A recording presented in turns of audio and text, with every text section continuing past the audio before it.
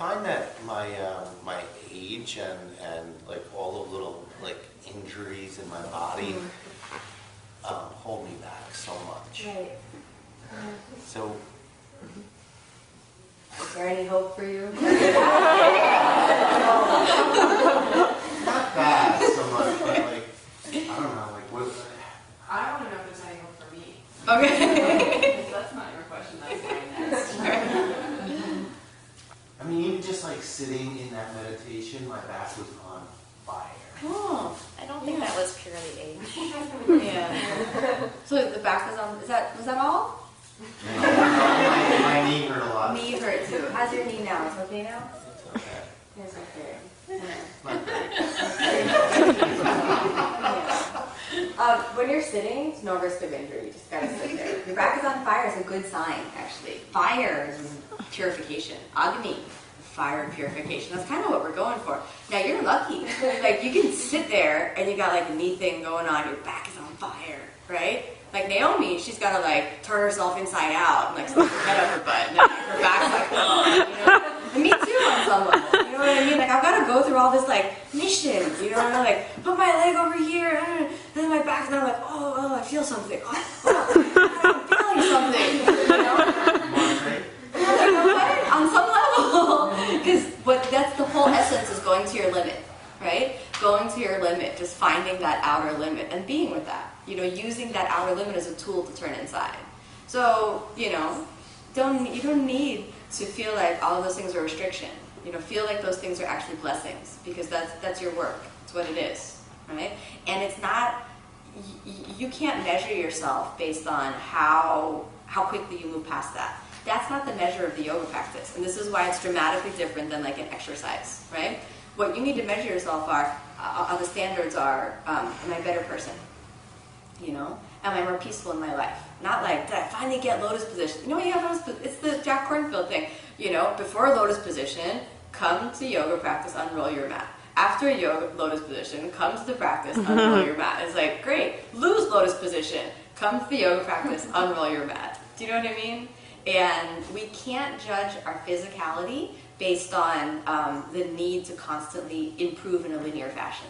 We can't do that in the yoga practice, because our goal isn't to like move in that linear path. If you want to think about the trajectory of your physicality, right? The trajectory of your physicality is like and then and there's no fighting that. It's not like, okay, now I'm going to reverse aging little me, because I've decided that I don't like this result. I, separate from every single other person, billion other person, I will reverse that process.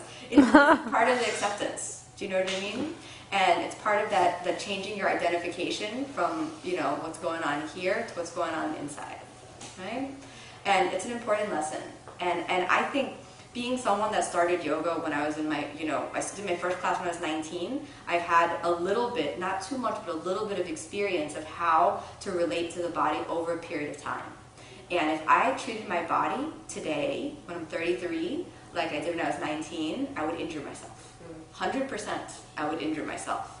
And I believe, and I've seen it in people, long-term practitioners, the people who constantly demand the same thing of their body injure themselves.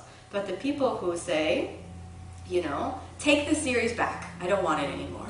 You know, take this posture back, not important for me anymore. I'm breathing, I'm feeling my body. They're able to maintain a spiritual practice in a peaceful way through their whole life. Right? And then they're able to measure their success in terms of the inner working, right? Rather than the external workings. And that sets you free from the need to ever achieve any posture, right?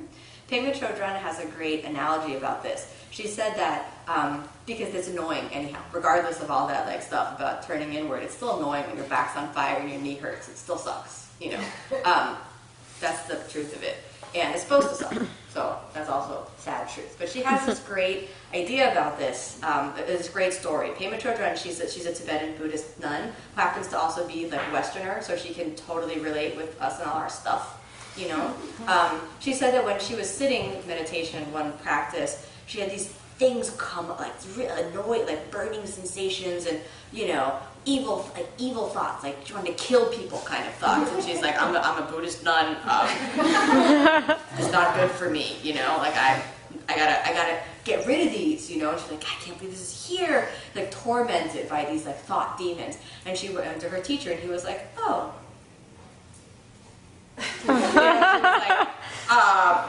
Could you give me like a thing to try to remove this so I don't have to go through this? And he was like, oh. Didn't say anything. And she was like, ah. She was like going more and more crazy. Finally, she headed to him again, and he said, oh, this is the Dakini, something else in, you know. And she was like, oh. Oh, really?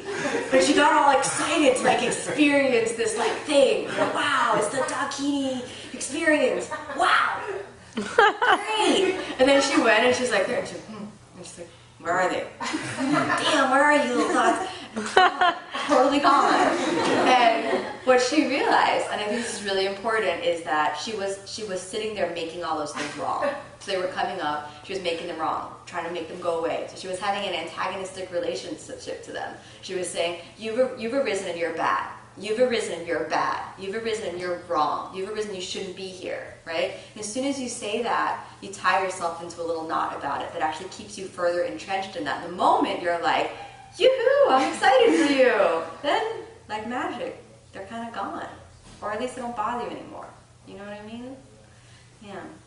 So give it a try. The moment you get excited for your pain, the moment you're like, yeah, I can't wait for my back to burn, and it's real, and it's not like there, then, you know, maybe it goes away.